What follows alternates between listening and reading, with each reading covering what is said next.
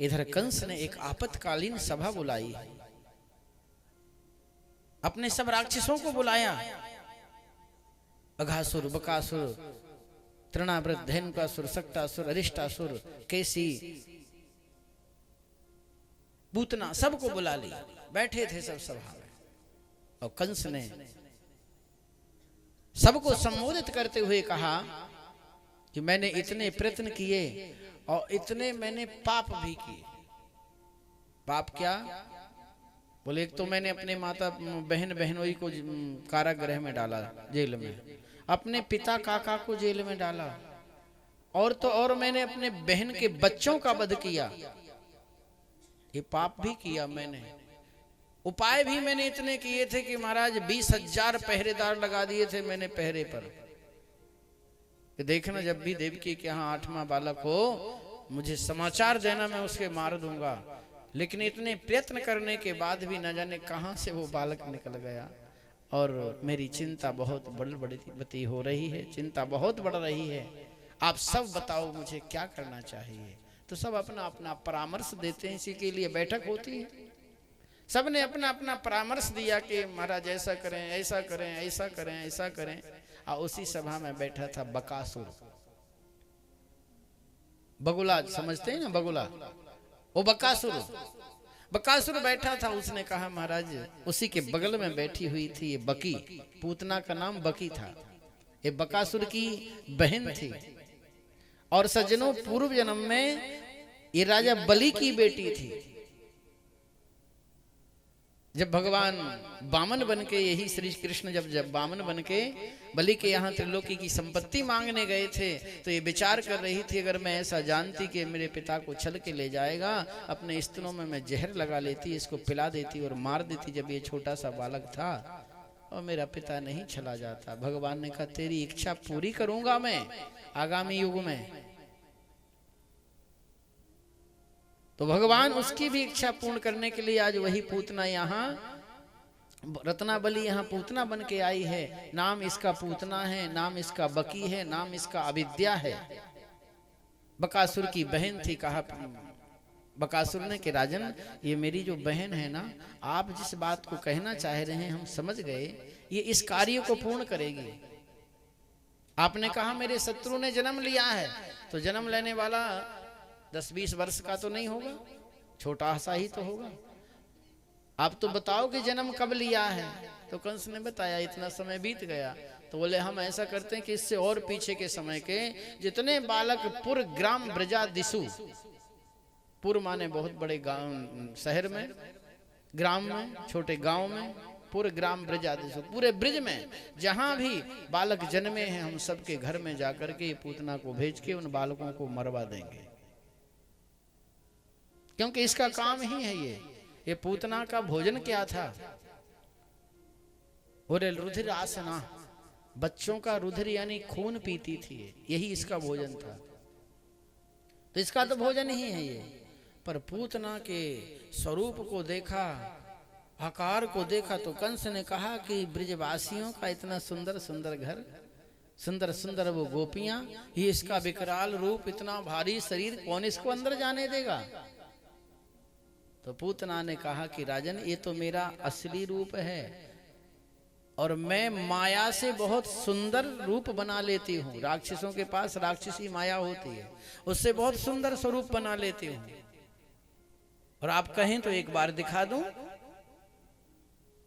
आप सबने कथा सुनी है ना, राम कथा में शूर्पणखा जब भगवान से मिलने आई थी, तो सुंदरी का वेश बना के तो आई थी, सुंदर स्वरूप धारण करके आई थी। तभी तो भगवान से कह रही थी कि ना तुम सम पुरुष न मो सम नारी, न तुम्हारे समान कोई पुरुष है, न मेरे समान कोई नारी है। और ये पूतना भी माया से बहुत सुंदर स्वरूप बनाती है नारी का। सुंदर नारी का स्वरूप बनाया। कंस ने देखा तो विचार करने लगा कि ये बात भी ठीक कहती है। अब कोई कार्यक्रम हो रहा है किसी के यहाँ, और महिलाएं बैठ करके कोई गीत गा रही हैं, संगीत हो रहा है, कुछ माताओं के जो भी कार्यक्रम है वो हो रहे हैं, तो माताओं के बीच में जाने से कोई रोक नहीं पाएगा। स्त्रियों के बीच में कोई और स्त्री आ जाए तो कौन रोकेगा? पुरुष आएगा तो एक बार देखना पड़ेगा। तो महाराज सुंदरी का वेश बनाया है, पूतना ने, इसका नाम अविद्या है। और आज 6वां दिन है भगवान को जन्म लिए। 14 है चतुर्दशी, भगवान का प्राकट्य हुआ था अष्टमी को, और 14 यानी आज 6वें दिन ये पूतना प्रवेश कर रही है। कहां? बोले गोकुल ग्राम में। 6वां दिन यानी छठी पूजन हो रहा था। और आप ध्यान रखना कि हम लोगों के यहाँ जो बालक बालिकाएं उत्पन्न होते हैं, प्रत्येक बालक बालिका के जन्म के 6वें दिन उसमें अवगुण प्रवेश कर जाते हैं। ये अवगुण का नाम ही पूतना है, इसी का नाम अविद्या है। जन्म के 6वें दिन वो अविद्या अवगुण प्रवेश कर जाते हैं, इसलिए हमको अपने आप अवगुण आ जाते हैं। अवगुण सीखने कहीं जाते हैं हम, बताओ? किसी ने कभी अपने बच्चे को कोई अवगुण सिखाया? और गुण सब सिखाते हैं।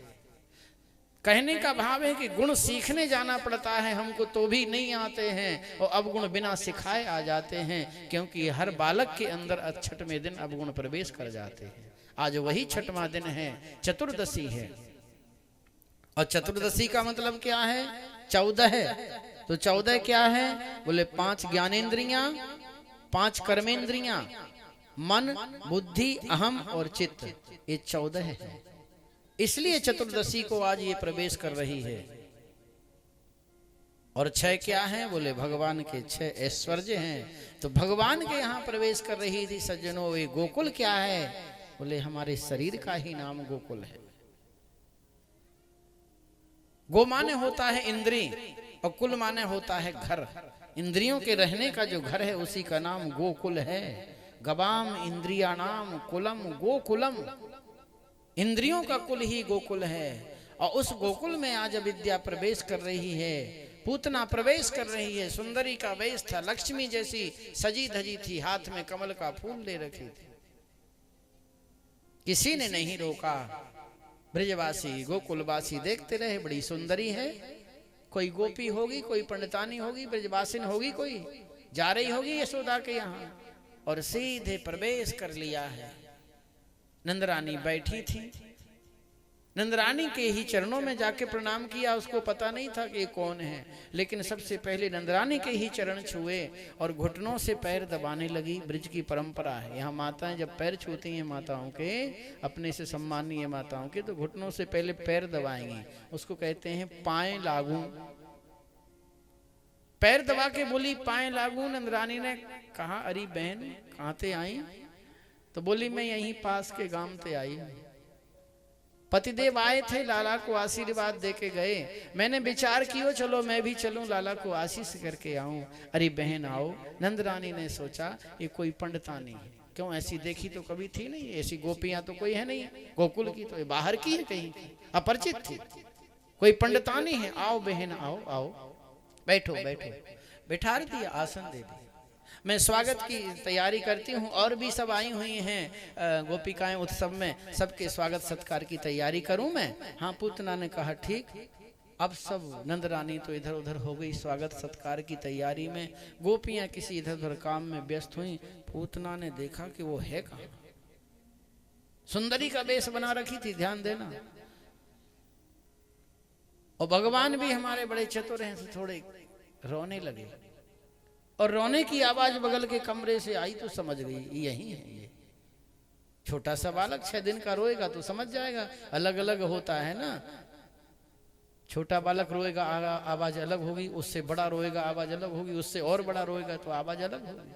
आवाज समझ गई, और भगवान के कक्ष की ओर प्रवेश कर रही है। जिस कक्ष में, जिस कमरे में भगवान पालने में लेटे थे। 6 दिन के हैं भगवान, और ये राक्षसी अब प्रवेश करती है। अभी तक सुंदरी का वेश था, और जैसे ही भगवान के कक्ष के अंदर जो देहली, हम लोग पहले मकान बनाते थे तो उसमें एक देहली बनाते थे, मकान के बीच में एक ऐसी देहली बनाई जाती थी। देहली को जब इसने पार किया है, इस तरफ से उस तरफ जब हुई है, तो अब सुंदरी नहीं वो राक्षसी बन गई। क्योंकि उस कक्ष के अंदर अखिल कोटि ब्रह्मांड का नायक, जगत नियंता, जगताधार परमात्मा बैठा है। और ये माया का पति है और ये माया का वेश बना के आई थी, तो माया पति के सामने वो माया कैसे टिक सकती थी। और भगवान इस उल्टा नारी को देखना नहीं चाहते थे। ये सूर्य और चंद्रमा दोनों भगवान की आंख हैं, जिनको हम सूर्य देव को चंद्रदेव को प्रणाम करते हैं। आप माताएं भी सब पूजन करती हैं चंद्रमा का, पूर्णिमा को, और भी कोई जो उत्सव होते हैं तुम्हारे चौथ को। ये भगवान के नेत्र हैं, सूर्य भी और चंद्रमा भी, सब कुछ देखते हैं भगवान। यही देख रहे हैं भगवान, पूरा विश्व ही भगवान का शरीर है। और इसको अगर पढ़ना है तो आप भागवत जी के दूसरे स्कंद के 6वें 7वें अध्याय को पढ़िए, आपको पता चलेगा कि ये विश्व भगवान का शरीर कैसे है। ये सूर्य और चंद्रमा उनके नेत्र हैं, इसलिए वो दोनों नेत्र बंद हो गए कि हम नहीं देखना चाहते इस नारी को, हमारे भगवान को मारने आई है। ये नेत्र बंद हो गए।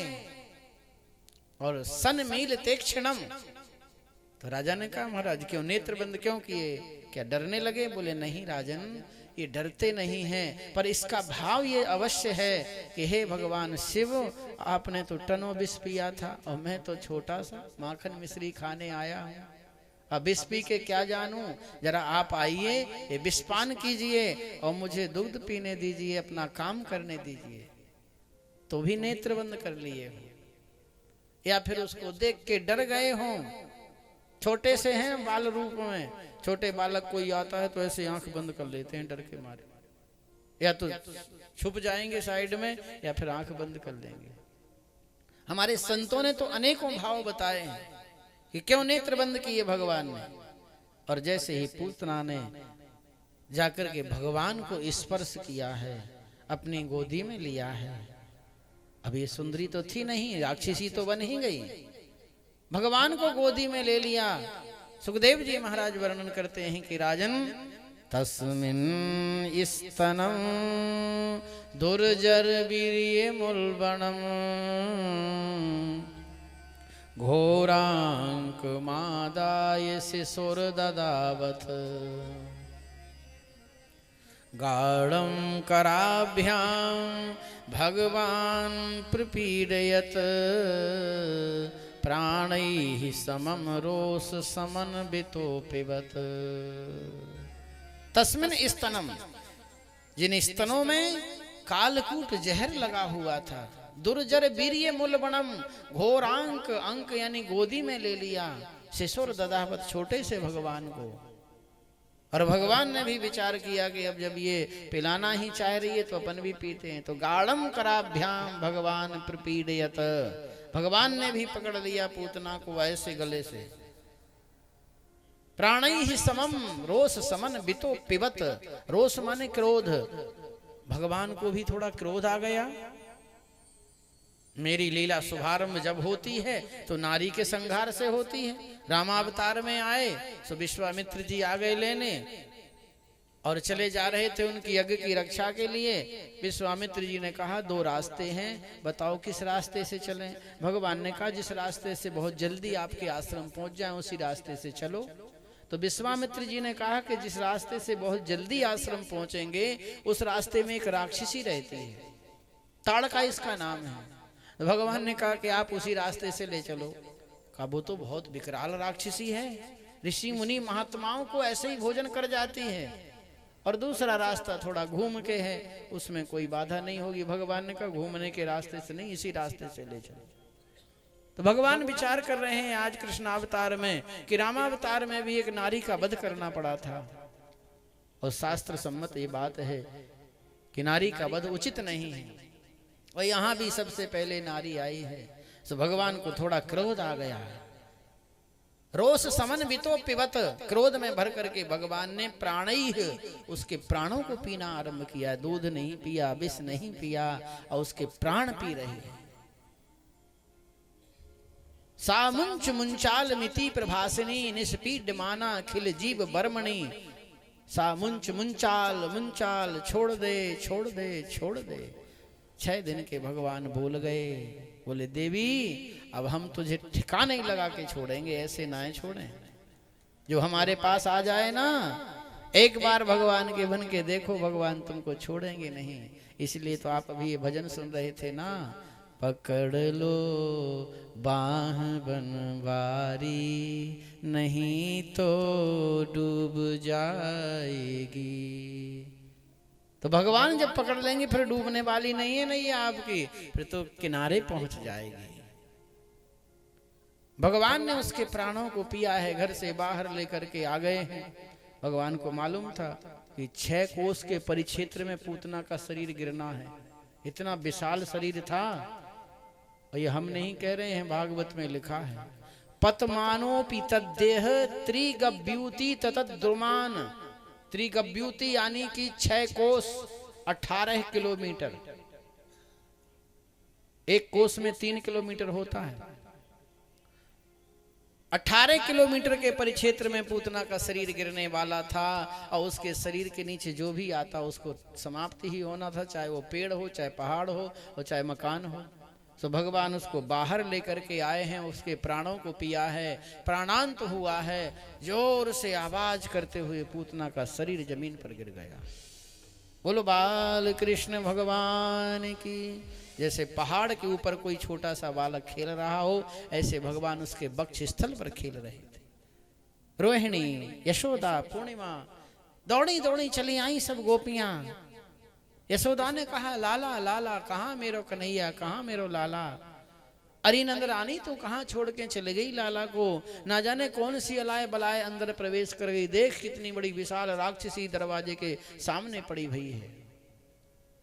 नंदरानी दौड़ के गई है, और राक्षसी के वक्षस्थल के ऊपर भगवान को देखा तो कांप गई, डर गई। इतने में रोहिणी ने जाकर के भगवान को उठाया है उसके वक्षस्थल से, और सबसे पहले गौ माता के पास लेके आई। गायों के खिरक में गौ माता जैसे ही भगवान आए, रोहिणी लेकर के आई, तो गौ माता ने उसी समय गौमूत्र किया, और गौमूत्र को लेकर के रोहिणी ने ऐसे भगवान पर छिड़क दिया। गायों की पूंछ को, गाय की पूंछ को लेकर के ऐसे भगवान को झाड़ दिया। भगवान के इनाम लेकर के केशवाय नमः, मांधवाय नमः, नारायणाय नमः, गोविंदाय नमः, विष्णुवे नमः। भगवान अंदर ही अंदर बड़े प्रसन्न हो रहे हैं। हमारे इनाम हम ही को झाड़ रही हैं। कैसी भी नजर लगी हो और गौ माता के पूंछ से झाड़ देना, बिल्कुल भी नजर नहीं रहेगी, ध्यान रखना है। हमारी माताओं का बड़ा वात्सल्य होता है। पहले नजर उतारती थी ना बच्चों की, सिर हिला रही, मालूम है तेरे को कैसे उतारते? महाराज एक लोहे का इतना बड़ा गोला होता था, उसको पहले अग्नि में डाल देती, और जब आप शायद नहीं जानते होंगे, इनके क्षेत्र की परंपरा की बात बता रहे हैं मंगत राम जी। लोहे के गोले को, जैसे 1 किलो का बांट होता है ना लोहे का, पहले उसको अग्नि में डाल देंगे। जब एकदम लाल हो जाएगा वो, तो उसको किसी चिमटे आदि से पकड़ के एक परात में पानी भर देंगे, और फिर उसमें छोड़ देंगे। तो जब वो गर्म होगा तो उससे आवाज तो छन्न की आएगी, फिर कहेंगे देखो ये नजर निकल गई। अब ये माताओं का भाव होता है, ये उससे नजर निकलती नहीं निकलती ये तो भगवान जाने, पर माताओं का जो प्रेम और स्नेह उनके प्रति, पुत्र के प्रति है, उसका प्रतीक अवश्य है। भगवान को झाड़ा है, भगवान को गौमूत्र से सिंचन किया है, और इधर नंद बाबा ने बार से कर दिया है। कंस का अपने मित्र वसुदेव से मिले हैं, आपस में थोड़ी चर्चा हुई है। और जब ये पूतना प्रवेश कर रही थी और भगवान को स्पर्श करने वाली थी, तो उसी समय वसुदेव जी को उस जेल में ऐसा लगा कि मेरे लाला के जीवन में कोई कष्ट हो रहा है। ये वास्तविक ध्यान रखना, हमारा कोई भी स्वजन परिजन, पुत्र पुत्री कहीं दूर है हमसे, और उसके जीवन में कोई घटना घटने वाली होगी, एक बार आभास माता पिता को अवश्य होगा। भले ही वो उसको भूल जाए, वो अलग बात है, लेकिन आभास हो जाएगा उसको, क्योंकि तारतम्य मिला हुआ है। माता पिता की आशीर्वाद की और गुरुदेव के आशीर्वाद की शक्ति हर समय पुत्र पुत्री पर, शिष्य पर रहती है। वही शक्ति उसको चलाती है। इसलिए कभी उसको अभिमानी नहीं होना चाहिए कि मैं नहीं, वो शक्ति ही है पीछे तेरे। एक बैकग्राउंड होता है, और जब तक बैकग्राउंड नहीं होगा तो तुम कैसे खड़े हो जाओगे वहां। आपको बैठने के लिए ये सीटिंग है। अगर इस सीटिंग के पीछे आपको झुकने को ये नहीं होता तो हो सकता कि आपको नींद तो आती है ना कथा में, कहीं ऐसे ही लुढ़क जाते तो ये सीटिंग ही क्या है? बोले यही शक्ति माता पिता गुरु की है, ये हमको प्राप्त होती है। अनुभव करना इसका कभी आप लोग। तो आज पूतना का उद्धार भगवान कर रहे थे और ये बात महाराज वहां वसुदेव जी को संतुपातश्च गोकुले, नंद बाबा से बोले मुझे ऐसा लगता है कि वहां कोई उत्पात होने वाला है, आप चले जाओ, मुझसे मिल लिया आपने। और वहां से विदा होकर के नंद बाबा आ रहे थे इधर ब्रिज में, तो हाहाकार मची थी महाराज। कहां से राक्षसी आ गई? नंद बाबा ने कहा रे तुमने रोकी ना है? बोले बाबा जितना भारी इसका शरीर है इतनी भारी तो प्रवेश ही नहीं की थी, अब कहा लीला है हम कछु ना जाने। नंद बाबा ने कहा ठीक इसके संस्कार करो। अब इसके संस्कार कौन करे? 6 कोस के परिक्षेत्र में पड़ा हुआ था शरीर, भारी शरीर था, अस्थि बना करके कौन इसकी अर्थी बना करके ले जाए? तो उसके शरीर के टुकड़े टुकड़े किए हैं, भागवत में लिखा है, खंड खंड किए उसके शरीर के। राजा परीक्षित ने कहा कि जब उसके शरीर के टुकड़े टुकड़े हो रहे होंगे तो उससे तो बिल्कुल दुर्गंध आ रही होगी, क्योंकि खून पीती थी बच्चों का। राक्षसी रुधिरासना, बोले नहीं उसके शरीर से दुर्गंध नहीं सुगंध आ रही थी। राजा ने कहा क्यों महाराज सुगंध क्यों? बोले राजन जो ऋषि मुनि महात्मा जिनके शरीर से दीमक लग जाती है वह भी उनको नहीं प्राप्त कर पाते। और इसके कौन से सत्कर्म थे कि जब इसका प्राणांत हो रहा था तो इसके वक्ष स्थल पर, प्राण कहाँ रहते हैं हमारे शरीर में? यहीं रहते हैं ना। प्राण अपान व्यान उदान समान, ये 5 प्राण हैं यहाँ, और 5 इनके और साथी हैं, ये भी यहीं रहते हैं। तो जब प्राणांत उसका हो रहा था तो यहीं पर भगवान उसके वक्ष स्थल पर थे, इसलिए उसमें दुर्गंध कहाँ रही, उसमें तो सुगंधि प्रवाहित हो गई और उसके शरीर से सुगंधि प्रवाहित हो रही थी। उसके शरीर के टुकड़े टुकड़े करके यमुना में बहा दिया।